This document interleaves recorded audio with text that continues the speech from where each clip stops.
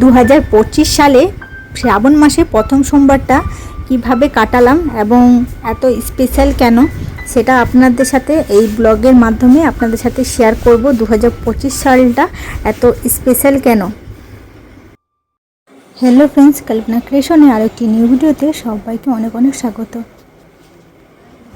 আজকে কিন্তু ব্লগটা শুরু করলাম ওই যে সকাল দিক করে শ্রাবণ মাসের প্রথম সোমবারটা আমি কিভাবে কাটালাম আর কিভাবে দিনটা আমার পেরোলো সেটা সবটাই কিন্তু ভিডিওর মাধ্যমে আপনাদের সাথে আমি শেয়ার করব।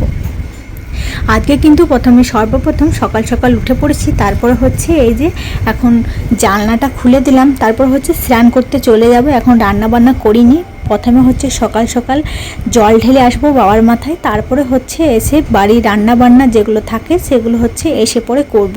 তারপরে আমি কিন্তু সকাল সকাল স্নান করে নিয়েছি, বাসি ঘরগুলো ঝেঁটিয়ে নিয়েছি। তারপর হচ্ছে ঘরগুলো আরে মুছিয়ে ওইগুলো সব নর্মালি যেগুলো কাজ থাকে সেগুলো করে নিয়েছি, রান্নাবান্না বাদ দিয়ে। ওইগুলো করার পরে তারপরে স্নান করে চলে এসেছি। ছেলেকেও বলছিলাম যে উঠে নাও, জল ঢালতে যাবে। প্রথম সোমবারটা আমি ভেবেছিলাম যে হাজব্যান্ড, ছেলে, সাথে আমি আর আমাদের এই পুচকুটা যে আমার মধ্যে রয়েছে সেটা। তো সবাই মিলে আজকে এই 2025 সালে যে প্রথম সোমবারটা আমি পেয়েছি সেটা আমার কাছে একটা স্পেশাল দিন, এবং স্পেশালভাবে এটা আমি বাবার পুজোটা আমি স্পেশালভাবে করতে আমি চেয়েছিলাম।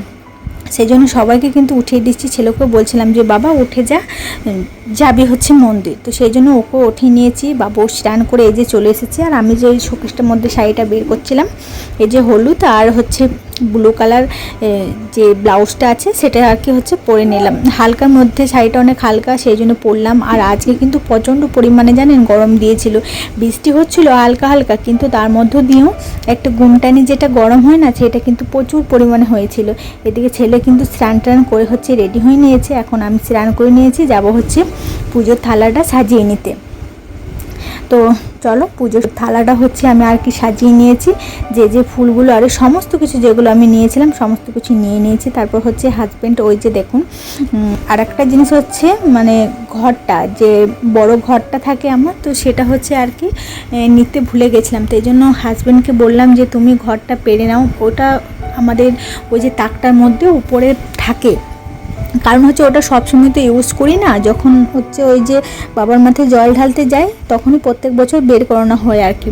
আগের বছর গিয়েছিলাম নদীতে জল আনতে, তখন নিয়ে গেছিলাম। আর এই বছর আর কি নদীতে আর যাওয়া হচ্ছে না, প্রেগনেন্সি টাইম আমি এতটা হাঁটাহাঁটি করতে পারবো না, সেই জন্য হাজব্যান্ডকে বললাম যে এবছর আমি মানে ঘর থেকে জল নিয়ে সেটাই ঢেলে নেব।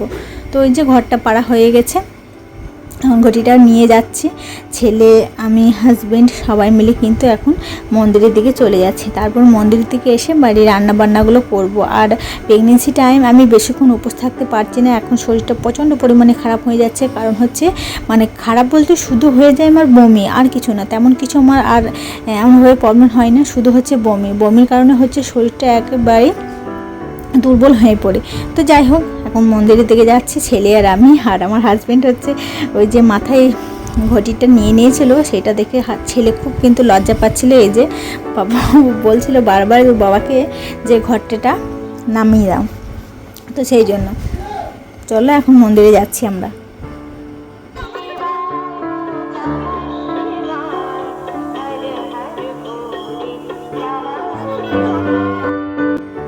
এখন কিন্তু মন্দিরে চলে এসেছি, আর মন্দিরের মধ্যে কলসিটাম আছে, সেখানের মধ্যে এক ঘটির মধ্যে জল নিয়ে নিয়েছি। সেই জলটা দিয়ে আর কি হচ্ছে পুজো করবে। এই যে ছেলে আর হাজব্যান্ড হচ্ছে জল নিয়ে নিচ্ছে ঘটিতে, তো ওরা জলটা নিয়ে নে।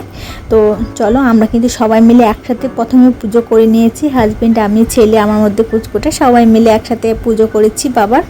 তারপর হচ্ছে আর কি ওরা পুজো করা কমপ্লিট হয়ে গেছে আমাদের সবাই মিলে। তারপর হচ্ছে আমি আর একবার বাবাকে আরতি ধূপ আমি আর একবার করে দেখিয়ে দিচ্ছি। আর সত্যি 2025 সালটা আমার কাছে খুব একটা স্পেশাল দিন, মানে শ্রাবণ মাসে প্রথম সোমবারটা সত্যি আমার কাছে ভীষণ একটা স্পেশাল দিন পড়ে গেছে। হ্যাঁ, আমার সৌভাগ্যটা যেন একটা অন্যরকম দিক ছোঁয়া দিয়েছে। কারণ হচ্ছে এই বছর আমি আমার পুচকুটার সাথে হচ্ছে আর কি বাবার মাথায় জল ঢালতে পেয়েছি। হ্যাঁ, এই খুশিটা আর এই সৌভাগ্যটা মনে হয় আমার একটা অন্যরকম ফিলিংস ছিল। মানে খুব ভালো লাগছিল আমার, যে আমার মধ্যে আমার পুচকুটা আর হচ্ছে আমার সন্তান, আমার সুব্রত বাবা, আমার হাজবেন্ড সবাই মিলে একসাথে বাবার পুজো করছি। মানে সেটা একটা খুব খুশি মনে লাগছিল, খুব খুশি একটা ফিল লাগছিল, খুব ভালো লাগছে। 2025 সালটা সত্যি শ্রাবণ মাসের প্রথম সোমবারটা আমার কাছে খুব স্পেশাল ছিল।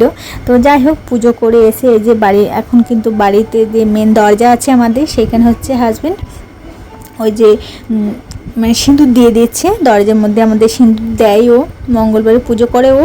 তো প্রথম সোমবার প্রথম পুজো করে, তারপরের দিন মঙ্গলবারের দিন পুজো করে আসে, তখন ও দরজার মধ্যে হচ্ছে আর কি সিঁদুর দেয়।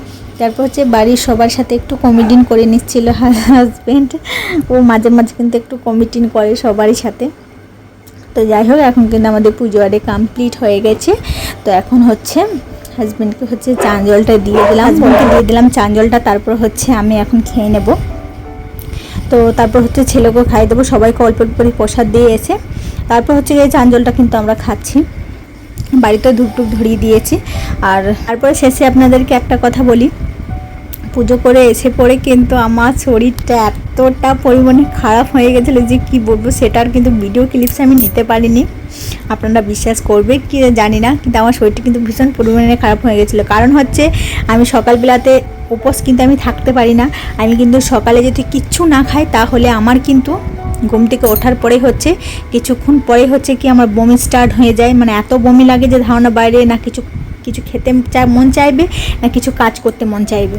তারপর পুজো করে এসে পড়ে তো কিছুক্ষণ বমি করেছিলাম, তারপর হচ্ছে 1 ঘন্টা মতন ঘুমিয়ে পড়েছিলাম। তারপর হচ্ছে বাড়ির যে রান্নাবান্নাগুলো ছিল তারপরে কমপ্লিট আমি করতে পেরেছিলাম। তো যাই হোক বন্ধুরা, ভিডিওটা আমি এখানে এন্ড করছি। ভালো লেগে থাকলে অবশ্যই লাইক কমেন্ট করে সাথে থাকবেন, পাশে থাকবেন। এখনকার মতন টাটা, দেখা হবে নেক্সট ভিডিওর সাথে।